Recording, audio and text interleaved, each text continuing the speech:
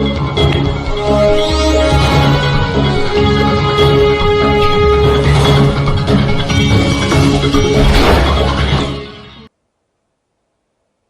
आज इस बात को सभी लोग जानते हैं कि ये तीनों अध्यादेश किस प्रकार से किसान का भविष्य बर्बाद करने वाले हैं। ये सबकी समझ में आ चुका है। भारतीय जनता पार्टी के नेता वो सिर्फ अपने को जस्टिफाई करने के लिए और जनता को, लोगों को गुमराह करने के लिए सिर्फ इस प्रकार के स्पष्टीकरण दे रहे हैं। मैं आप लोगों के माध्यम से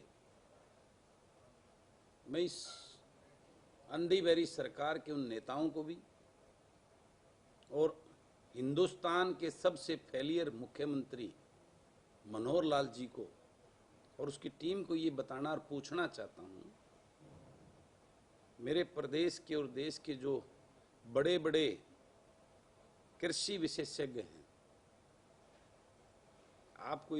मैं कोई बात करूंगा तो आप भी सोचेंगे, लोग ही सोचेंगे अपनी राजनीति के लिए सारी बातें कर रहे हैं।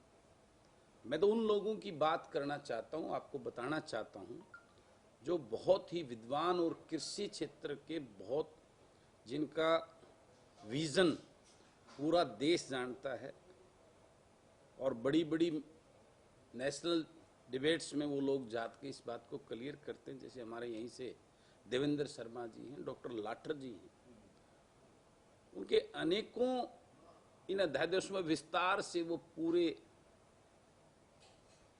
अनेकों डिबेट्स में इसका एक एक पॉइंट्स क्लियर कर चुके हैं कि ये अध्यादेश सिवाय कॉरपोरेट जगत के लिए, जो बड़े बड़े घराने हैं उनके लिए तैयार किए गए हैं।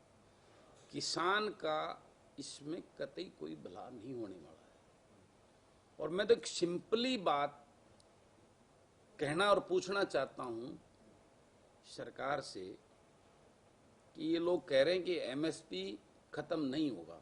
मैं इस बात को मानता हूं, एमएसपी खत्म नहीं होगा और किसान के लिए एक ओपन बाजार का एक विकल्प लेके आ रहे हैं। किसान अपनी फसल को कहीं भी ले जाकर अपने मनमर्जी दामों पे बेच सकता है।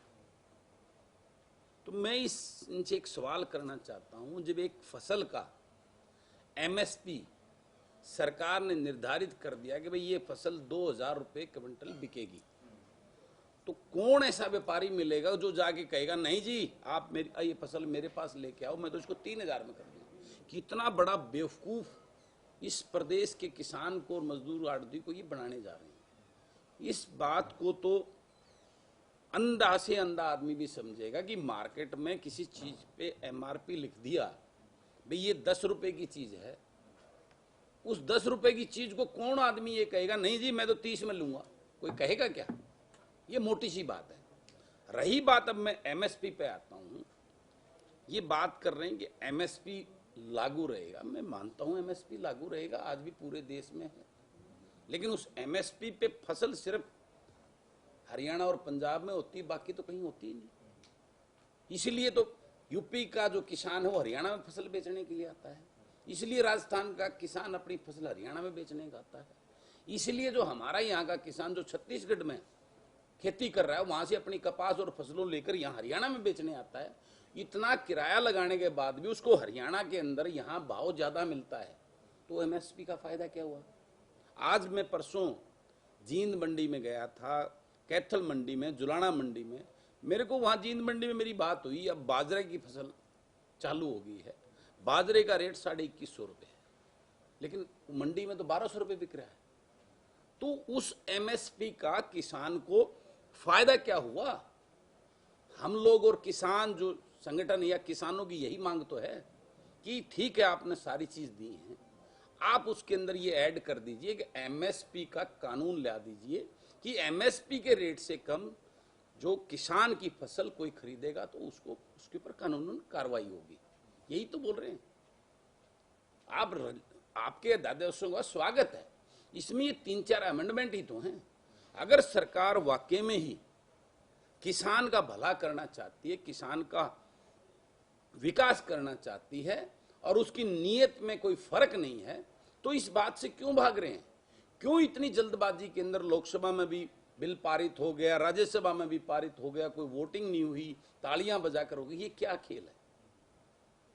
ये सारी चीजें इस बात को दर्शाती हैं कि इसके पीछे बहुत बड़ी मंशा है। ये अध्यादेश किसान के लिए नहीं, कॉरपोरेट के लिए लाए गए हैं, उस बड़े बड़े घरानों के लिए लाए गए हैं। आज देश की अर्थव्यवस्था की अगर हम बात करें तो इस कृषि क्षेत्र की वजह से देश की अर्थव्यवस्था रुकी हुई है, बाकी तो जीडीपी इतनी डाउन आ गई है। अकेला एकमात्र कृषि क्षेत्र ऐसा है जिसकी जीडीपी ऊपर है 3.4%। ऐसे मंदी आज कोरोना की महामारी में हर तरह से बिजनेस, छोटा बिजनेस हाउस है, छोटा दुकानदार है, किसान है, ना रोजगार है, उनके रोजगार छीने जा रहे हैं बेरोजगारों के। कहाँ है आज? किसान सड़कों पे है, युवा बेरोजगार सड़कों पे है। आज कानून की व्यवस्था बिल्कुल चरमरा चुकी है।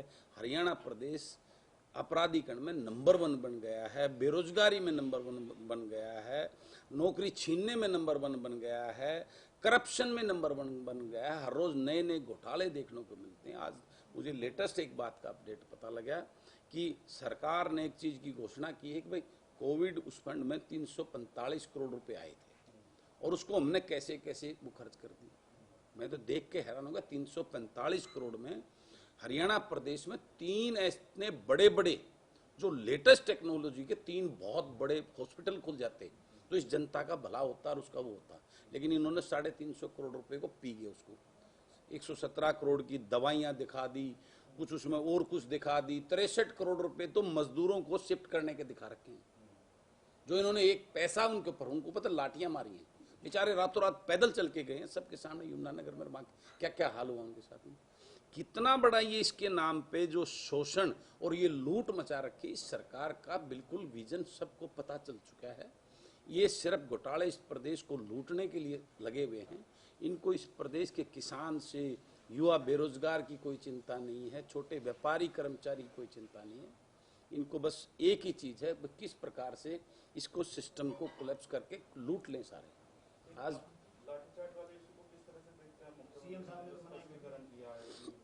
देखिए, बड़ा दुर्भाग्य है ये इस देश का। इस प्रदेश की सरकार में जो गठबंधन के साथी हैं, जिसकी वजह से सरकार बन रही है, उसके नेता इसकी निंदा करते हैं, इसकी जांच करवाने की बात करते हैं। इस भाजपा के प्रदेश अध्यक्ष वो इस लाठीचार्ज की निंदा करते हैं, इसको गलत करार देते हैं। और इस प्रदेश के मुख्यमंत्री जी वो इसको ये बताते हैं कोई लाठीचार्ज हुआ ही नहीं। उसके विपरीत किसानों के ऊपर, 300 से ज्यादा किसानों के ऊपर 307 जैसे संगीन धाराएं लगाकर उन पर केस दर्ज कर रही है सरकार। ये सब चीजें आज जनता पूरी तरह जान चुकी है कि इस सरकार की जो मंशा नीति है वो किसान को मारने की है, मजदूर को, युवा को गुलाम बनाने की है, पूरे सिस्टम को कैप्चर करके इसका निजीकरण करके कॉरपोरेट हाउसेस के हवाले करने की है। तो अब जिस प्रकार से माहौल प्रदेश में लोग अच्छी तरह जान चुके हैं और इस सरकार के आने वाला समय बहुत भयंकर बीतने वाला है। इस भाजपा के इनके अपने विधायक इतने परेशान और दुखी हैं इनकी इस कार्यशैली से कि वो लोगों से अपने हलके में छुपते फिर रहे हैं, वो लोगों का सामना नहीं कर पा रहे हैं। और ये ज्यादा दिन नहीं चलने वाला, आपको आने वाले समय में ये देखने को मिलेगा कि वही भाजपा के ही विधायक और उसके गठबंधन के ही विधायक इतना बड़ा ब्लास्ट करने वाले हैं कि ये सरकार, तानाशाही सरकार ज्यादा दिन चल नहीं पाएगी। किस तरह का ब्लास्ट सर? इसकी तो काफी दिनों से, कुछ 2-3 दिनों से चल रहा है। ये तो ब्लास्ट का मतलब आप मीडिया के साथी हो, समझ सकते हो। कोई इशारा कुछ तो मैंने बता दिया, वो इतने परेशान और दुखी हैं और जब किसी चीज को ज्यादा दबा दिया जाता तो वो उसका रिवर्स भी वो होता है। तो वो आपको देखने को मिलेगा, क्योंकि इस प्रदेश का जो मुख्यमंत्री जो इस प्रदेश पे थोपा हुआ है, उसकी ना विजन है ना सोच है। उसने पूरे सिस्टम को जो है ना एक राजा की तरह, एक तानाशाही की तरह जो है ना सिस्टम को देख रखा है। उसको इस बात की कोई चिंता नहीं प्रदेश की जनता किस भाव में है, कैसे परेशान है, उसको क्या निवारण करना है। सिर्फ जुमले और झूठ बोलने के अलावा इनको कुछ नहीं आता, किसी प्रदेश की चिंता नहीं है। सर, कुछ निर्दलीय विधायकों के इस्तीफे देने की भी चर्चाएं गर्म है कि शायद। देखिए, मैंने बताया आने वाले समय में निर्दलीय विधायक क्यों देंगे इस्तीफे, सुनने में आया सर, क्यों देंगे निर्दलीय विधायक जनता ने बनाए हैं और उनके जनता के नुमाइंदे हैं। वो किसी के गुलाम नहीं है, तो फिर कौन वो किसी के गुलाम नहीं है, किसी के पटा नहीं बंधा हुआ है। वो जनता ने अपनी मर्जी से अपने चाहते विधायकों को चुना है। वो जनता के साथ खड़े होंगे। एक आधा कोई लोभ लालची उसको भी सबक सिखा देगी जनता। और आने वाले समय में ये सरकार के खुद के नुमाइंदों की बात कर रहा हूं मैं, वही ब्लास्ट करेंगे और वही कुछ एक नया इस सरकार को तोड़ने का काम। ऐसे विधायकों की आप बात कर रहे हो, कुछ ऐसे विधायकों ने आपके सामने भी दर्द रखा है कि इस तरह से बहुत परेशान। मेरे साथ बात होती है रूटीन में बात, तभी तो मैं ये सारी बातें आपको बता रहा हूँ। ये आने वाला समय आपको इससे मुख्यमंत्री कारण है इसका कि मतलब मुख्यमंत्री या और भी कुछ कारण? देखिए, हर चीज में घर का एक परिवार की बात करें तो उसका मुखिया उस चीज के लिए जिम्मेवार होता है। उस मुखिया का दायित्व तो बनता है अपने परिवार को संगठित और एकजुट होकर और उसकी उन्नति कैसे करनी है। तो ये सारी चीजें, ये तो हर किसी भी फील्ड में आप देख लीजिए, उसका जिम्मेवार सिर्फ और सिर्फ मुखिया होता है। एक क्वेश्चन सर, सरकार का तर्क है 3 कृषि अध्यादेशों को लेके कि अभी उनके 1 साल ही पूरा हुआ है और 4 साल बाकी हैं, 8 सीजन आएंगे फसल खरीद के, तो एक बार उनकी बात पर विश्वास किया जाए, किसान को एक दाना खरीदा जाएगा। मैं आपको मैं बताने लग रहा है ना, अभी की बताई ना मैंने एमएसपी की आपको, मैं तो इसी फसल की बात कर रहा हूँ। ये पहले 25 था, आप 1 हो गया। एक को भी कह रहे हैं हमने परमिशन मांगी है केंद्र सरकार से, वो केंद्र सरकार क्या पता कब देगी परमिशन। तो ये इस फसल को तो एक बार इस सिस्टम को, इस आंदोलन को दबा के किसान अग्रेसिव ना हो। सिर्फ एक बार मुझे लगता है इस फसल को तो ठीक ठाक कर देंगे। लेकिन मैं आपसे पूछता हूं, अगर इनको तो वो लाइन ऐड करने में ये कहते हैं कि हम किसान को बचाना चाहते हैं, तो किसान कोई ऐसी चीज थोड़ा मांग रहा है, उसमें ये लाइन ऐड क्यों नहीं कर रही? उसकी एमएसपी की गारंटी का कानून क्यों नहीं उसके अंदर ऐड करते? छोटी चीज तो है। अगर वाकई में सरकार की नीयत और मंशा ठीक है तो फिर इसमें इतने बड़ा क्वेश्चन मार्क क्यों है? एक छोटा सा तो अमेंडमेंट है, ये 3 लाइनें इसके अंदर ऐड कर लीजिए, बात खत्म। 3 देशों को लेकर आप कांग्रेस के रुख से सहमत हैं? पूरे सब बी टीम है कांग्रेस की। कांग्रेस कहाँ थी सदन में जब वो मैंने बिल रखा? कहाँ थी सदन? कहाँ मैं प्रदेश का लेवल का अभी राजनीति कर रहा हूँ, केंद्र की मुझे नहीं पता। मैं अपने सदन की बात कर रहा हूँ। विधानसभा में कहाँ थी कांग्रेस?